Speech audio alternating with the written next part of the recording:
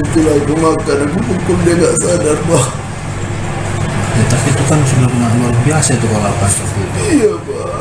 Kau menyesal semuanya ya? Aku menyesal Pak. Aku menyesal Pak. Tangis suami pelaku pembunuhan istrinya sendiri di Asahan, sosoknya dikenal warga sering KDRT. Wanita muda di Kisaran, Kabupaten Asahan, Ananda Isnaini Putri, 20, menjadi korban pembunuhan yang dilakukan oleh suaminya sendiri M. Ali, 29, alias MA.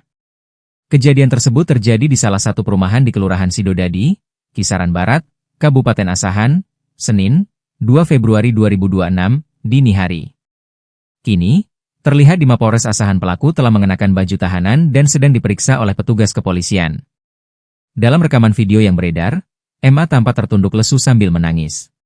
Sering dia berbuat seperti itu? Enggak juga Pak. Jadi